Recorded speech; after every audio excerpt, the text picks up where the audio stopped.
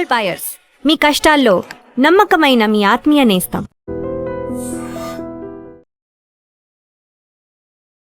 నమస్తే, నేను Kavitha. Welcome to I dream news and నిజాలు. ఈ శుక్రవారమే డీల్ కుదరబోతోంది. అగ్రిమెంట్ మీద సంతకాలు చేయబోతున్నాము. హర్ముజ్ జలసంధి త్వరలోనే ఓపెన్ కాబోతోంది అనేటువంటి మాటల్ని అమెరికా అధ్యక్షుడు డొనాల్డ్ ట్రంప్ అనౌన్స్ చేశారు. బట్ డీల్కి సంబంధించి ఏది ఏమైనా మేము మాత్రం అనుకున్నది సాధించి తీరుతామనే మాటని ఇజ్రాయెల్ చెప్తోంది. ఒకవేళ హర్ముజ్ జలసంధి ఓపెన్ అయినప్పటికీ మొత్తం క్లియర్ కావడానికి దాదాపుగా 6 నెలల కాలం పడుతుంది అనేటువంటి అంచనాలు ఉన్నాయి.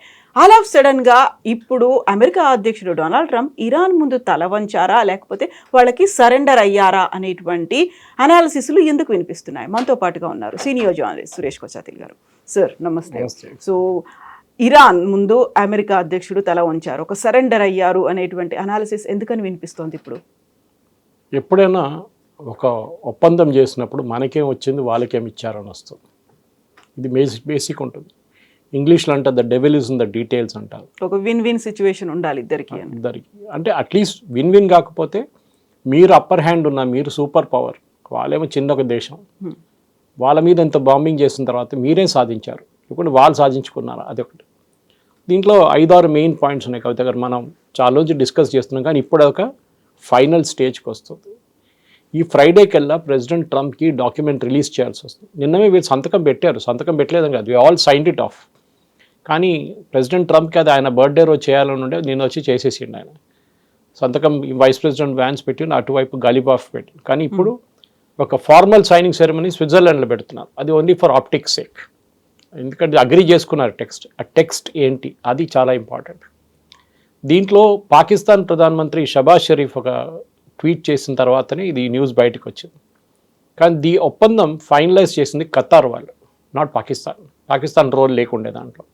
దానికి కారణాలు ఉన్నాయి. ఎందుకంటే ఖతార్ అన్నారంట, ఇప్పుడు మీరు పక్కన జరిగిపోండి, వీ విల్ హ్యాండిల్ ఇట్ నా అని చెప్పి ఖతార్, యూఏఈ, సౌదీ అరేబియా కలిసి ఈ డీల్ చేశారు.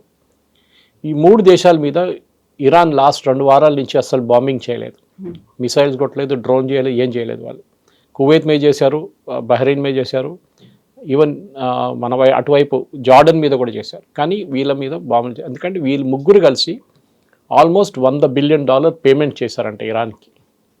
ఒక ఏం చెప్తారు, సుపారీ పేమెంట్ లాగా, రివర్స్ సుపారీ లాగా అయిపోయింది ఇది. మమ్మల్ని కాపాడుకోండి, మమ్మల్ని ఏం చేయకండి, డబ్బులు మీరు తీసుకోండి, మా ప్రోడక్ట్స్ని వెళ్ళనియండి through the strait of Hormuz. So దాంతో మాకు ఆ డబ్బులు మేము ఒక 1-2 వారాలు మాకు వచ్చేస్తుంది, ఆ డబ్బులు లేకుండా నెల లోపల వచ్చేస్తుంది. Let hour ships start moving. So దానికోసం ఇరాన్ అలౌ చేస్తున్నారు వాళ్ళ షిప్స్ని. ఇప్పుడు ప్రెసిడెంట్ ట్రంప్ యుద్ధానికి వెళ్ళినప్పుడు అమెరికన్ మీడియా ఛానల్స్ కానీ అమెరికన్ పొలిటీషియన్స్ అడుగుతుంది, మీరు దేనికి వెళ్ళారు అక్కడ? ఇదే ప్రశ్నలు ఏం సాధ్యం, ఇదే ప్రశ్న అక్కడ నెటన్యాహు దగ్గర అడుగుతున్నారు. కానీ నెటన్యాహుకి ఇంకో ఏముంది, ఆయన ఇంకా యుద్ధం ఆపలేదు. Is very clear. వాళ్ళ డిఫెన్స్ మినిస్టర్ కూడా చెప్పారు, మేము యుద్ధం ఆపట్లేదు, మీరు ఏమని చేసుకోండి, we're not a banana republic అన్నారు వాళ్ళ డిఫెన్స్ మినిస్టర్. చాలా క్లియర్ అన్నమాట. ఈరోజు పొద్దున ప్రైమ్ మినిస్టర్ నెటన్యాహు వాళ్ళ నేషన్ అడ్రస్ చేసి చాలా క్లియర్గా చెప్పారు, మాకు ఒప్పందంతో ఏ సంబంధం లేదు, మేము లెబనాన్లోనే ఉంటాం, southern Lebanon will be with us. ఇప్పుడు ఈ డిస్కషన్ మొదలయ్యే 10 నిమిషాల ముందు ఇరాన్ది ఒక కొత్త స్టేట్మెంట్ వచ్చింది వాళ్ళ ఫారిన్ మినిస్టర్ వైపు నుంచి, లెబనాన్ లేకుంటే మీ ఒప్పందం ఉండదు అని చెప్పి. ఇప్పుడే డిస్ప్యూట్ మొదలైపోయింది.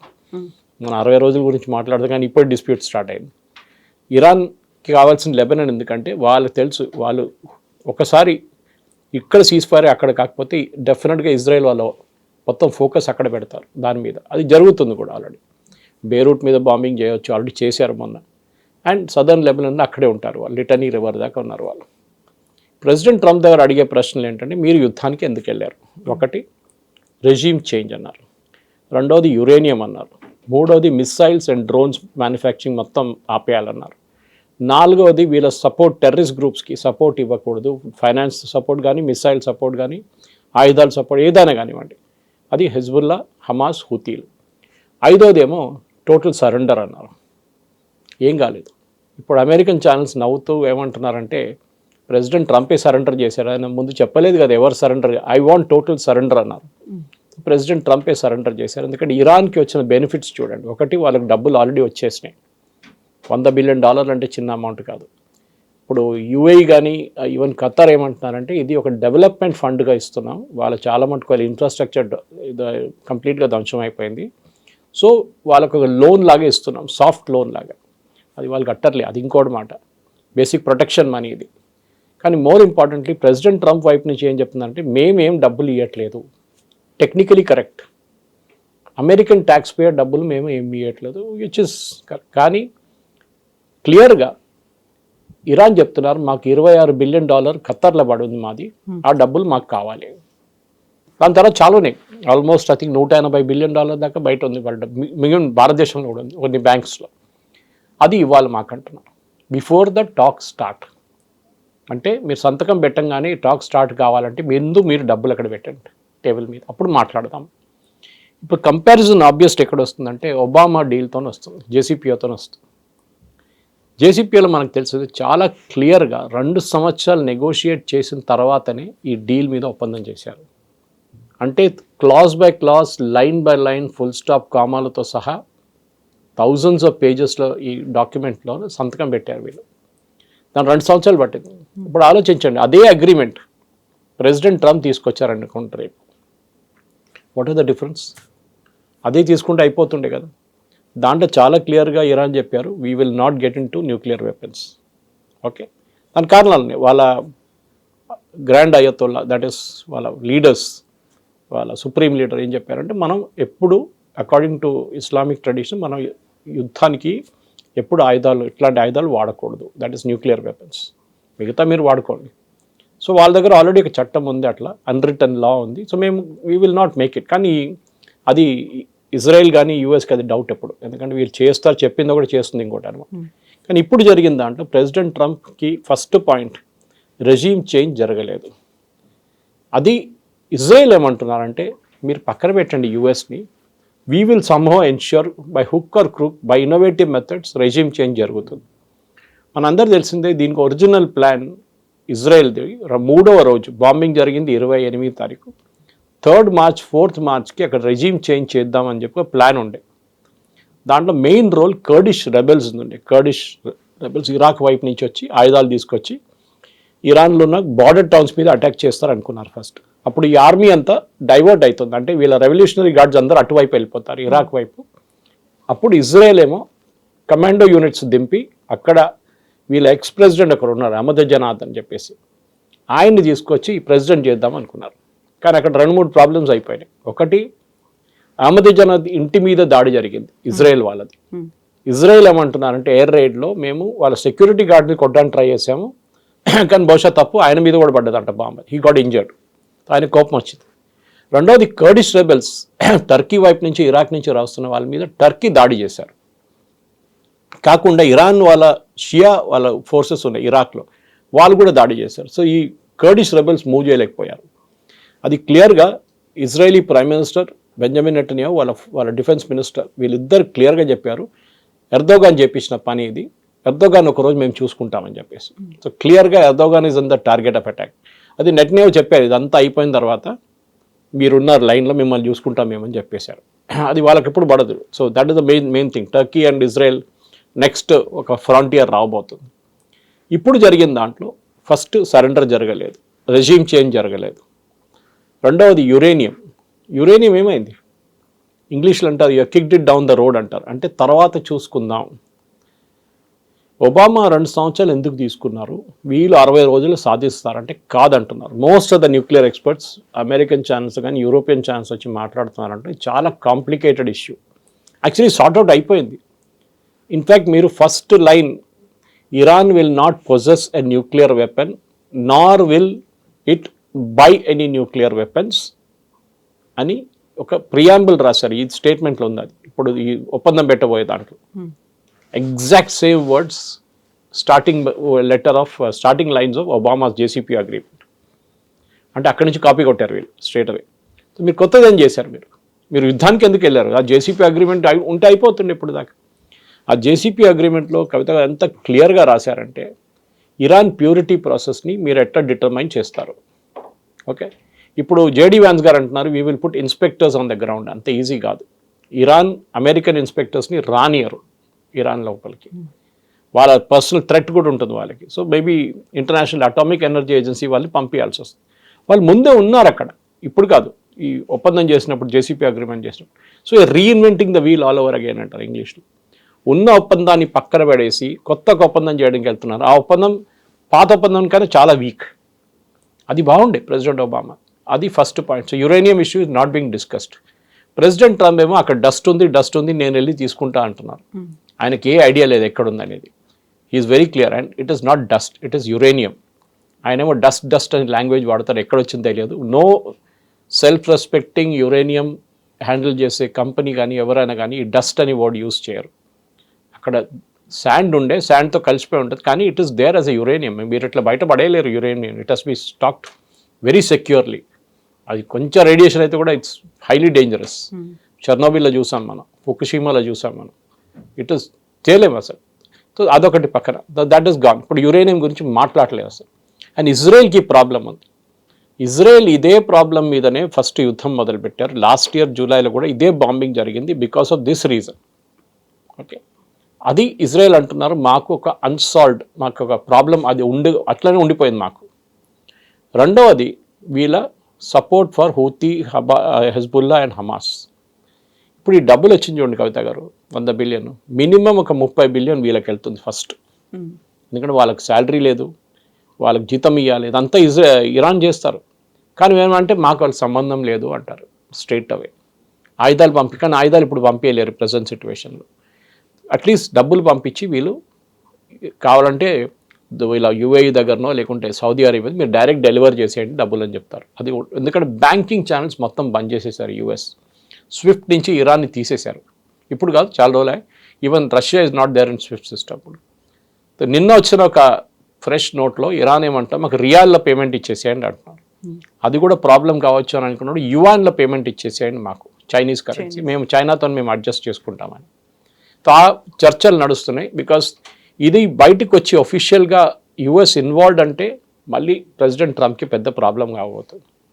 ఆయన ఏమంటారంటే ఇప్పుడు మేమేం చేయలేదు అని చెప్పాను చూడండి, వాళ్ళు ఇచ్చున్నారు, వాళ్ళ ఏదో అకౌంట్స్ ఉంది, వాళ్ళు సెటిల్ చేసుకున్నారు, మేమేం చేయాలి, వీ కాంట్ డూ ఎనీథింగ్ అంటారు president Trump. That is very easy excuse అన్నమాట. నెక్స్ట్ ఇప్పుడు మూడో point is missiles and drones. ఇప్పుడు వీళ్ళు చెప్పిన మాట ప్రకారం మనం ఇంత బాంబింగ్ చేసాం, 2600 మిషన్స్ చేసాం, అన్ని సైట్స్ బాంబ్ చేసాం. కానీ ఇప్పుడు కూడా యుఎస్ ఇంటెలిజెన్స్ ఏమంటున్నారంటే వాళ్ళ దగ్గర 70% వాళ్ళ మిసైల్స్ అట్లనే ఉంది ఇరాన్ దగ్గర. ఈవెన్ ఆఫ్టర్ 115 రోజుల తర్వాత కూడా. Yes, and after so much of bombing, మీరు ఇంత బాంబింగ్ చేసిన తర్వాత కూడా మీ అక్కడ ఇంకా వాళ్ళ దగ్గర 70% ఉంది. అంటే వాళ్ళకి ఇప్పుడు సీజ్ ఫైర్ రాబోతుంది, దాంతోపాటు డబ్బులు వచ్చినప్పుడు వాళ్ళు మళ్ళీ 100% దాకా తీసుకెళ్తారు. అంటే Iran will remain an omni present threat. రేపు ప్రెసిడెంట్ ట్రంప్ ఒక స్టేట్మెంట్లో లాస్ట్ లైన్ ఒకటి చెప్పారు, నేను మొన్న జరిగిన ఒక ప్రెస్ నోట్లో ఆయన, అంటే వాళ్ళ ట్రూత్ సోషల్లో, ఇది అన్నీ కాకపోతే లాస్ట్ మేము మళ్ళీ బాంబు వేస్తాం ఇరాన్ మీద. వినకపోతే, మేము చెప్పినట్టుగా ఫాలో అవ్వకపోతే ఇట్ విల్ నాట్ హ్యాపెన్ కవిత గారు. టెల్ మై స్ట్రేట్ అవే చెప్తాను, ఈ 60 రోజులు మినిమం ఒక 3 సంవత్సరాలకి వెళ్తుంది మినిమం. ఇరాన్కి తెలుసు గేమ్ ఎట్లా ఆడాలని. వాళ్ళు దీనికన్నా ముందు కూడా చేశారు, ఒబామాతో చేశారు, దానికన్నా ముందు సద్దాం హుసేన్తో ఆడారు వాళ్ళు ఇదే ఆట. They will know how to drag లాస్ట్లో ఫ్రస్ట్రేట్ అయిపోతారు ఎవరైనా కానీ. And even president Obama team, అది జాన్ కెరీ, వీళ్ళందరూ ఉన్నారు ఆ టీంలో, వాళ్ళు కూడా చాలా ఫ్రస్ట్రేట్ అయిపోయారు. కానీ ఎందుకంటే ఒక లాజికల్ ఎండ్కి వస్తుందని వాళ్ళకి అనిపించింది ఇంత డిస్కషన్ చేసిన తర్వాత. అది కాదు కదా, స్టీవ్ విట్కాఫ్ కానీ జారెడ్ కుష్నర్ కానీ యురేనియం స్పెల్లింగ్ కూడా మొత్తం తెలుసో తెలియదు, హాఫ్ లైఫ్ అంటే ఏమో తెలుసు, they don't know anything about it. మొన్న వెళ్ళారంట ఏదో యుఎస్ ఫెసిలిటీకి వెళ్ళి యుఎస్లో యురేనియం గురించి నేర్చుకోవడానికి 5 రోజులకి వెళ్ళారంట. It is not a classroom teaching session ఇది, మీరు అట్లా నేర్చుకోవడానికి. దానికి ఎక్స్పర్ట్స్ని తీసుకురావాల్సి వస్తుంది. ఎక్కడుంది యురేనియం, 400 కిలోలు ఉన్నాయి, what status it, what purity it is, దాన్ని డిటర్మైన్ చేయడానికి ఏం చేస్తారు, ఎవరు డిటర్మైన్ చేస్తారు, దీని తర్వాత దీన్ని ఏం చేస్తారు, ఎక్కడ తీసుకెళ్తారు, either take it out of the country or అక్కడే దాన్ని డైల్యూట్ చేయాలి. ఆ డైల్యూషన్ ప్రాసెస్ ఏంటి, ఎవరు చేస్తారు, ఎవరు డిటర్మైన్ చేస్తారు. ఇరాన్ చెప్తారు రేపు మేము చేసేసాం అయిపోయింది అంటారు. How can you trust Iran? మీరు ఎట్లా ట్రస్ట్ చేస్తారు? ఐఏఈఏ రావాల్సి, వాళ్ళ ఎక్విప్మెంట్ మొత్తం తీసుకురావాలి, టెస్టింగ్ ఎక్విప్మెంట్ తీసుకొచ్చి దీన్ని డిటర్మైన్ చేయాల్సి వస్తుంది. At the same time Iran దగ్గర ఉన్న టెక్నాలజీ, సెంట్రిఫ్యూజ్ టెక్నాలజీ, దీని నుంచి కొంచెం యురేనియం పక్కన పెట్టేసి మళ్ళీ వాళ్ళు అదే సెంట్రిఫ్యూజ్ టెక్నాలజీ వాడుకుంటే it will become a problem again. సెంట్రిఫ్యూజ్ని ఏం చేయాలి, దాన్ని డెస్ట్రాయ్ చేయాలని అది ఇరాన్ అనుమతించరు. వెరీ ఎక్స్పెన్సివ్ సెంట్రిఫ్యూజ్ అంట. మనం కాలేజ్లో ఎక్స్పెరిమెంట్ చేస్తున్నట్లు కాదు ఇది. These are huge cylindrical aluminium and radioactive handle చేసే కెపాసిటీ ఉన్నది ఉంటుంది. సో అది దాన్ని ఫ్రీజ్ చేయాల్సి వస్తుంది. అంటే దాన్ని సీల్ చేసి మనం ఎప్పుడు చేస్తాం చూడండి, మన గవర్నమెంట్ ఆఫీసులలో లాక్ చేసేసి పెట్టేసేయాల్సి వస్తుంది. That is second step.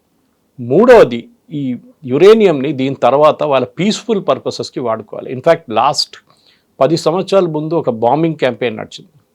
అది బహుశా యుఎస్ చేశారో ఇజ్రాయెల్ చేశారో నాకు గుర్తులేదు, కానీ ఇట్ హ్యాడ్ హ్యాపెండ్. వీళ్ళది ఒక న్యూక్లియర్ ప్లాంట్ మీద కొట్టారు. అప్పుడు ఏం జరిగిందంటే ఆ ప్లాంట్ ఇప్పుడు ఇట్ ఈస్ మాత్ బాల్డ్ అంటారు, అంటే దాన్ని మొత్తం సీల్ చేసి పెట్టేశారు, లైక్ చెర్నోబిల్ లాగా. దాన్ని మళ్ళీ రీఓపెన్ చేయాలంటే వాళ్ళకి బయట ఉన్న హెల్ప్ కావాల్సి వస్తుంది, మోస్ట్లీ రష్యన్ హెల్ప్ కావాల్సి. అది అనుమతిస్తారా యుఎస్? ఎందుకంటే మళ్ళీ వీళ్ళు న్యూక్లియర్ ప్రోగ్రామ్ మాది ఓన్లీ పీస్ఫుల్ పర్పసెస్కి అంటున్నారు. So they will have to వాళ్ళు అలౌ చేయాల్సి వస్తుంది ఆ ప్లాంట్ ఓపెన్ చేయడానికి. కానీ ఆ ప్లాంట్ ఓపెన్ చేస్తే రేపు మళ్ళీ ఆ ప్లాంట్ నుంచి మళ్ళీ యురేనియంని కన్వర్ట్ చేసుకుంటారని అమెరికాకు ఒక భయం ఉంది, ఇజ్రాయెల్ కూడా ఉంది ఆ భయం. అది it's a very complicated thing. ఇది మనం బయట నుంచి కనిపిస్తున్నప్పుడు చాలా అయిపోయింది. ప్రెసిడెంట్ ట్రంప్ అన్నారు strait of Hormuz is open, start your Motors, start your ships, let the oil flow అన్నారు. ఇరాన్ అన్నారు నో, మేము 60 days దాకా వెయిట్ చేస్తాం, దాని తర్వాత మీరు ఒప్పందం పెట్టకపోతే మేము స్ట్రెయిట్ ఆఫ్ హార్మోజ్ని మళ్ళీ అదే పాత స్టేట్కి తీసుకొచ్చేస్తాం, వీ విల్ ఛార్జ్ ఫీజ్ అన్నారు. టోల్ అనలేదు, ఈసారి ఫీజ్ అంటున్నారు. ఎనీవే అది యూఎస్ అయితే డినై చేశారు, టోటలీ నథింగ్ డూయింగ్ అని చెప్పారు. చూద్దాం, అది నెగోషియేటింగ్ టాక్టిక్ ఉండొచ్చు బహుశా. అది గేమ్ ఆఫ్ బ్లఫ్ అంటాం మన ఇంగ్లీష్లో. ట్రంప్ కార్డ్ లేకున్నా కానీ మనం ట్రంప్ కార్డ్ ఉన్నట్లు యాక్టింగ్ చేస్తామన్నమాట. ఇది ఉన్నప్పుడు నాలుగోది వీళ్ళ డ్రోన్స్ అండ్ మిసైల్ ప్రొడక్షన్. అది చైనా నుంచి వీళ్ళకి మేజర్గా ఎక్విప్మెంట్ వస్తుంది.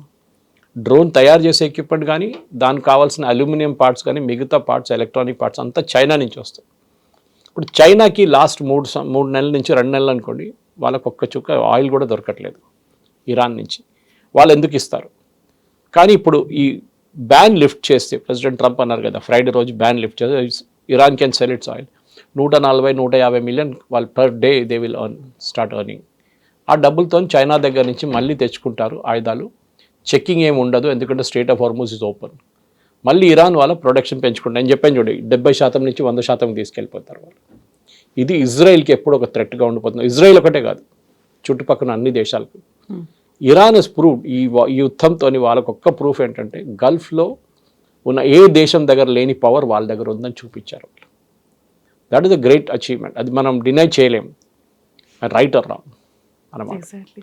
So for the first time అనుకుంటాను ఒక డేని కూడా ప్రిస్క్రైబ్ చేసి చెప్పారు. ఈరోజు ఫ్రైడే రోజు ఇది అయిపోతుంది, జేడీ వ్యాన్స్ దానికి సంబంధించి ఒక డీల్ని సైన్ చేస్తారు అని. G7 సమ్మిట్కి ఆయన వెళ్తున్నటువంటి మాటలు ఆ టైంలో ఎంత ఇస్తారు అనుకుంటే ఆల్మోస్ట్ 1.15 lakh crore అమౌంట్ని చుట్టూ ఉన్నటువంటి గల్ఫ్ కంట్రీస్ అయితే దానికి ఇస్తాయి. దానికి సంబంధించినటువంటి ప్రాసెస్ ఇంకా స్టార్ట్ కాలేదు.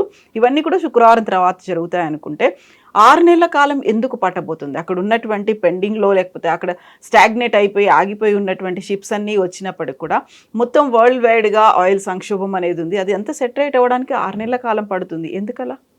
ఒకటి, స్ట్రెయిట్ ఆఫ్ హార్మోజ్లో మైన్స్ ఇంకా ఉంది కవిత గారు. సీ మైన్స్ తీయలేదు ఇంకా. దానికి కావాల్సిన షిప్స్ అమెరికా దగ్గర లేదు. That's irony of it. America physically lift చేస్తారు, అది ఎవరైనా చేస్తారు అది.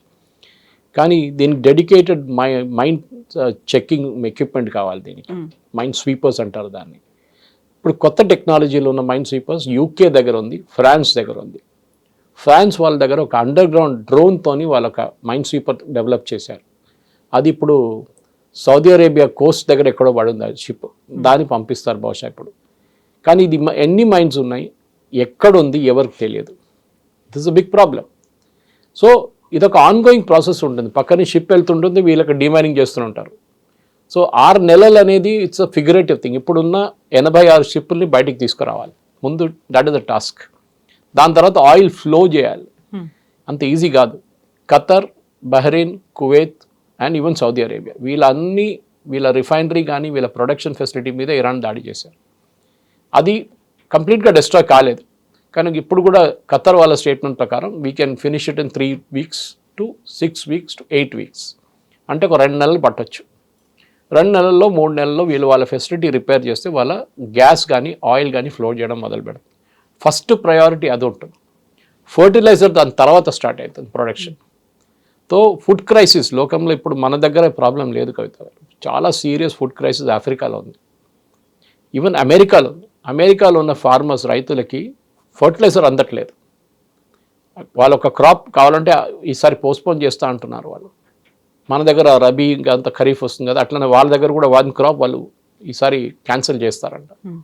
ఆలోచించండి. సో ఫుడ్ క్రైసిస్ అనేది చాలా పెద్దగా, మన దగ్గర ప్యాడీ కల్టివేషన్ బాగానే ఉంది. ఈ సంవత్సరం కూడా తెలంగాణలో అట్లీస్ట్ మన పీడిఎస్ సిస్టమ్ కూడా బాగానే ఉంది, కానీ ఈవెన్ ప్రొక్యూర్మెంట్లో బాగా జరుగుతుంది మన దగ్గర. ఇప్పుడు ప్రాబ్లం లేదు. కానీ ఆఫ్రికా చాలా మటుకు సౌత్ ఈస్టర్న్ నేషన్స్ దగ్గర బియ్యం లేదు. ఏం చేస్తారు? గోధుమలు లేదు. Where you get it from question అది. సో ఒక పెద్ద ఫుడ్ క్రైసిస్ రాబోతుందని ఈవెన్ యునైటెడ్ నేషన్స్ వాళ్ళ ఆర్గనైజేషన్స్ చెప్తున్నారు. వరల్డ్ ఫుడ్ ఆర్గనైజేషన్ ఒకటి, ఫుడ్ FAO అని చెప్పి, ఫుడ్ అండ్ అగ్రికల్చర్, వాళ్ళు కూడా చెప్పారు ఇట్స్ మేజర్ క్రైసిస్ రాబోతుంది. సో బహుశా కొంచెం స్పీడప్ చేస్తే, ఒకసారి ఎరువులు బయటికి రావడం మొదలు పెడితే, దాని తర్వాత మీథేన్ గ్యాస్, ఎంత బై ప్రోడక్ట్స్ ఇదంతా. The first priority put the oil in the market.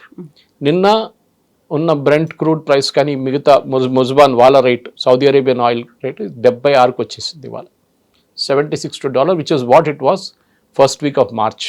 ఈ క్రైసిస్ మొదలై జస్ట్ అప్పుడు రేట్లు స్టేజెస్లో, అప్పుడు స్టేట్ హార్మోస్ బంద్ కాలేదు అప్పుడు ఆ టైంలో, తర్వాత జరిగింది అది. I think after 1 week it happened. So ఇప్పుడున్న ప్రైస్ అప్పుడున్న ప్రైస్కి ఈక్వల్. అంటే మనం ఆ పొజిషన్కి వచ్చేసాం. బహుశా భారతదేశంలో మనం పెట్రోల్ ప్రైసెస్ తగ్గుతుందా అనుకుంటే ఇట్ విల్ హ్యాపెన్. ఒకసారి కొత్త కాంట్రాక్ట్స్ ఉన్న షిప్లు బయట రావడం మొదలు పెడితే మనం ఇప్పుడు జూన్లో ఉన్నాం కదా, ఒక జూలై ఆగస్ట్ దాకా మన ప్రైసెస్ తగ్గుతుంది మనం. ఇఫ్ ఇట్ రిమైన్స్ అట్ 76, 70 దాకా వచ్చేస్తాయి. ఇది ప్రతి లోకంలో ఉన్న ప్రతి కంట్రీ, ఐ థింక్ 190 కంట్రీస్ ఉందనుకుంటున్నాను, 190 ఉన్నాయి యునైటెడ్ నేషన్స్లో. 190లో 190 ఇంపాక్ట్ అయింది. సో ఇది తగ్గించాలంటే ప్రతి దేశం దీనికోసం చూస్తున్నారు. అట్లీస్ట్ స్టేట్ ఆఫ్ హార్మోస్ అయినా ఓపెన్ అయింది. కానీ అమెరికాలో నవ్వుతున్నారు ప్రెసిడెంట్ ట్రంప్ మీద. స్టేట్ ఆఫ్ హార్మోస్ నేను ఓపెన్ చేయించానంటే అది ముందే ఓపెన్ ఉండే కదా, దీనికన్నా ముందు కూడా మనం మాట్లాడాం. It is already open, what new did you do అని అడుగుతున్నారు అమెరికాలో. మీరు కొత్తది ఏం చేశారు? ఇప్పుడు he has gone to G7. అక్కడైనా అనుకున్నా దీన్ని పెద్ద డ్రామా చేద్దాం దీన్ని. బికాస్ ట్రంప్ లవ్స్ థియేట్రిక్స్ అంటారు ఇంగ్లీష్లో. ఆయనకు ఒక డ్రామా చేయడం చాలా ఇష్టం. నేనే చేశాను చూడండి అని చెప్పేసి. కానీ ఇప్పుడు ఆయన అక్కడ వెళ్ళినప్పుడు అందరూ ఇదే అడుగుతున్నారు. మొన్న ప్రెస్ కాన్ఫరెన్స్ కోసం ప్లేన్ నుంచి దిగి మీడియా వాళ్ళ దగ్గర వెళ్ళి వాళ్ళు క్వశ్చన్స్ అడుగుతున్నారు, చూడగానే పక్కనకి వెళ్ళిపోయాడు. ఈ just left because he knows that first question ఇదే అడుగుతారు. ఆ 14 పాయింట్స్ ఉందన్నారు, దాంట్లో ఈ పాయింట్ ఉందా అని. సో బహుశా ఫ్రైడే దాకా ఆయన క్వైట్గా కూర్చుంటారు. మీరు కూడా చూస్తుంటారు G7లో పెద్ద డ్రామా చేయలేదు ఆయన. ఓకే, అక్కడ అఫ్కోర్స్ ఇట్స్ అ మ్యాకరాన్ షో. అక్కడ చాలామంది మిగతా హెడ్స్ ఆఫ్ స్టేట్ వస్తున్నారు, invited heads of state like Modi గారు లాంటి వాళ్ళు కూడా ఉన్నారు అక్కడ. కానీ ఈ ఒప్పందం స్విట్జర్లాండ్లో చేయబోతున్నారు. In fact it just across the French border. అటువైపు వెళ్తే అక్కడ సంతకం పెడతారు వీళ్ళు. ఫ్యూ కిలోమీటర్స్ డిస్టెన్స్ అంటున్నారు. నాకు కూడా ఎగ్జాక్ట్ జాగ్రఫీ గుర్తులేదు. కానీ ఈ ఒప్పందం పెట్టడంలో ఇట్స్ ఓన్లీ ఒక ఆప్టిక్స్ అన్నాం మన ఇంగ్లీష్లో, అంతే. దానికి మినహా ఏం లేదు. Devil is in the details. ఈ డిస్కషన్ మొదలై దాంట్లో క్లాస్ బై క్లాస్ వెళ్ళేదాకా నేను చెప్తున్నాను చూడండి, మినిమం 2 to 3 years పడుతుంది. ట్రంప్ ఉండరు అప్పుడు. It be a new president, American president. ఆయన హెడేక్ ఇది ఇంకా. కానీ ట్రంప్కి ఇమ్మీడియట్ ప్రాబ్లమ్ సార్ట్అవుట్ అయిపోయింది. తర్వాత చూసుకుందాం యురేనియం, తర్వాత చూసుకుందాం మిసైల్స్. అది ఎక్కువ గొడవ అయితే ఇజ్రాయెల్ చూసుకుంటారు, మనం చూడక్కర్లేదు. This will be his logic.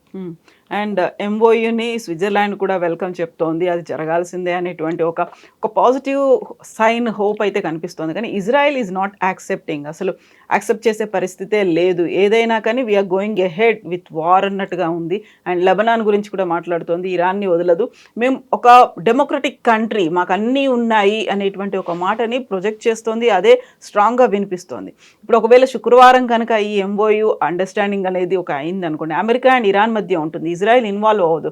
Israel మాత్రమే అలాగే అటాక్ చేస్తామనేది అంటోంది. So who is going to stop that? ఇజ్రాయెల్ని ఎవరు ఆపుతారు ఇంకప్పుడు? ఇప్పుడు ఇజ్రాయెల్ ఏం చేయరు. కానీ వాళ్ళ హెజ్బుల్లా వైపు నుంచి ప్రొవొకేషన్ వస్తే, హెజ్బుల్లా వాళ్ళ నార్దర్న్ ఇజ్రాయిల్లో ఉన్న కిబుట్స్ మీద, వాళ్ళ నార్దర్న్ ఇజ్రాయిల్లో ఉన్న విలేజెస్ మీద దాడి చేస్తే ఇజ్రాయెల్ మళ్ళీ మొదలు పెడతారు. అది ప్రెసిడెంట్ ట్రంప్ కూడా చెప్పారు. మొన్న మాట్లాడుతూ అన్నారు ఇదంతా బాగానే ఉంది, కానీ Israel has a right to protect it self అన్నారు. ఇజ్రాయెల్కి మన అందరూ తెలుసు కవిత, ఇట్స్ క్వశ్చన్ ఆఫ్ ఎగ్జిస్టెన్స్ వాళ్ళకి. ఎందుకు ఇరాన్, ఎక్కడ పడిన ఇరాన్కి లెబనాన్తో నేను సంబంధం? లెబనీస్ గవర్నమెంట్ మాట్లాడాలి, ఇరాన్ మాట్లాడుతున్నారు వాళ్ళ కోసం. లెబనాన్ మీద ఏం దాడి జరగకూడదు. Who are you? Lebanon Israel already మాట్లాడుతున్నారు, వాళ్ళు సీజ్ ఫైర్ కూడా ఇంప్లిమెంట్ చేసుకున్నారు.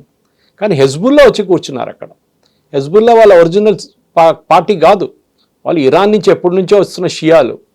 మనం దీనికన్నా ముందు కూడా డిస్కస్ చేసాం. లెబనాన్ క్రిస్టియన్ కంట్రీ ఉండే ముందు, ఇప్పుడు కూడా బెయిరూట్లో 16% మంది క్రిస్టియన్స్ ఉన్నారు. వాళ్ళు ఏం చేస్తారు ఇప్పుడు?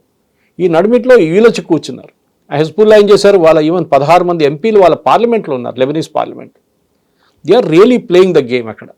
ఇరాన్కి ఏంటంటే వాళ్ళ రీజనల్ ఇన్ఫ్లుయెన్స్ ఎక్స్టెండ్ చేయడానికి చేస్తున్నారు.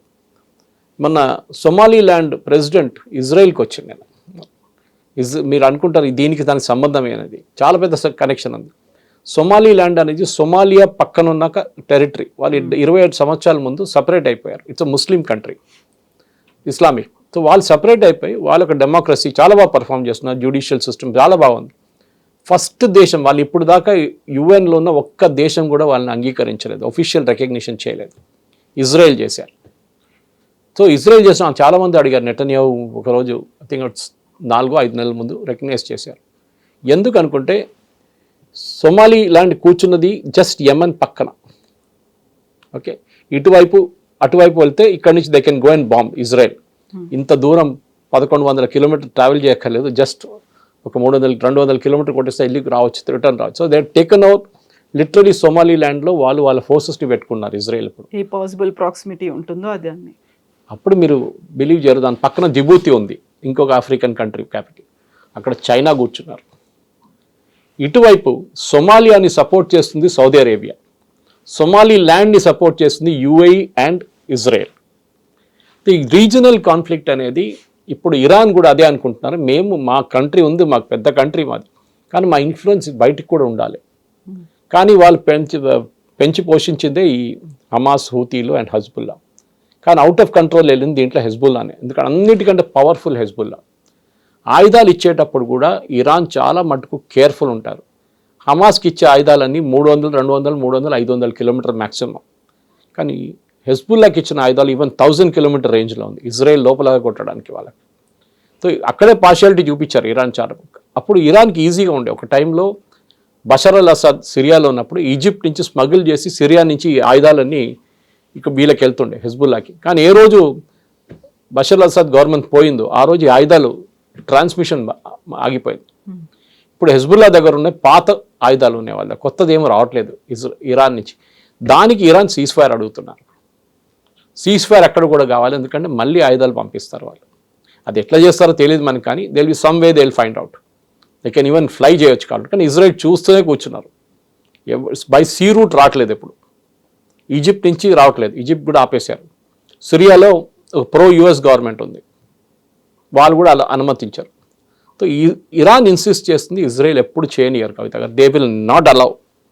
వాళ్ళు చాలా క్లియర్. వాళ్ళ డిఫెన్స్ మినిస్టర్ అని చెప్పాను చూడండి, నిన్న చెప్పారు ఆయన, we're not a banana republic. వాళ్ళిద్దరు ఒప్పందం చేసుకున్నారు, దట్ ఈస్ ఫైన్, వాళ్ళ ప్రాబ్లం అది. కానీ మాకు కొన్ని అబ్జెక్టివ్స్ ఉంది, and we will by hook or crook మేము రెజ్యూమ్ చేంజ్ తీసుకొస్తాం ఇరాన్లో అంటున్నారు. అది it will be big challenge. చేస్తే చాలా బాగుంటుంది, ఎందుకంటే ఎవరికి ఇప్పుడున్న ఇరానియన్ రెవల్యూషనరీ గార్డ్స్ అనేది చాలా హరబుల్ కైండ్ ఆఫ్ పీపుల్. వాళ్ళని డెఫినెట్గా మార్చాలి అక్కడి నుంచి. కానీ ఎట్లా చేస్తారో ఏం చేస్తారో అనేది వచ్చే రోజుల్లోనే చాలా క్లారిటీ ఉంది. ఎందుకంటే ఇప్పుడు అమెరికా సడన్గా పక్కన జరిగిపోతారు, చర్చల్లో మేము లేదంటాం. కావాలంటే ఒమాన్ తీసుకొస్తారు మళ్ళీ, ఎందుకంటే పాకిస్తాన్ దగ్గర కేపబిలిటీ లేదు. ఒమాన్ వస్తారు, లేకపోతే even Qatar can come in. In fact Qatar government finalise చేశారు డీల్. ఇది పాకిస్తాన్కి అనౌన్స్మెంట్ చేసిన షబాజ్ షరీఫ్. కానీ 17 గంటల డిస్కషన్, 17 hours డిస్కషన్ జరిగింది మొన్న. That was on Thursday evening.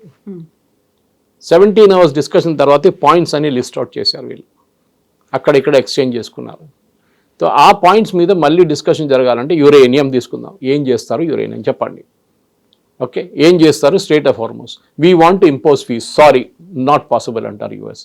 లేదు మేము డెఫినెట్గా మేము చేస్తాం, మాకు అది మెయింటైన్ చేయాల్సి వస్తుంది, దాన్ని డ్రెడ్జ్ చేయాల్సి వస్తుంది, అది ఆ ఛానల్ క్లీన్గా పెట్టుకోవాల్సి వస్తుంది, మాకు ఎన్వైరన్మెంటల్ కన్సర్న్స్ ఉందంటున్నారు ఇరాన్. అది ఏముందో తెలియదు, ఇప్పుడు దాకా లేకుండే కదా.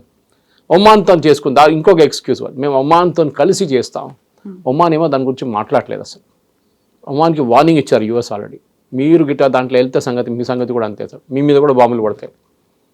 Oman is staying away from that అన్నమాట. కానీ రాబోయే ఫ్రైడే ఈ డాక్యుమెంట్ రిలీజ్ అయిన తర్వాత మనకి దీని గురించి ఇంకా డీటెయిల్స్ రాబోతుంది. దాని నడిమిట్లో అమెరికాలో జరుగుతున్న డిబేట్ చూస్తే ప్రెసిడెంట్ ట్రంప్కి యుద్ధం ఆపిందా మంచిది, లేకుంటే యుద్ధం కంటిన్యూ చేస్తే బాగుంటుందని ఒక థాట్ ప్రాసెస్ మొదలైంది. ఇప్పుడు ఏం చేయాలి ఆయనకి ఇప్పుడు అర్థం కావట్లేదు. ఈ wants some how get out from that war. Petrol prices, diesel prices, gas prices తగ్గించాలి ఒక్కటే ఆయనకి. దాని తర్వాత ఏం జరుగుతుందో తర్వాత చూసుకుందామని. Yes, sir. Thank you so much. Thank you very much. Thank you.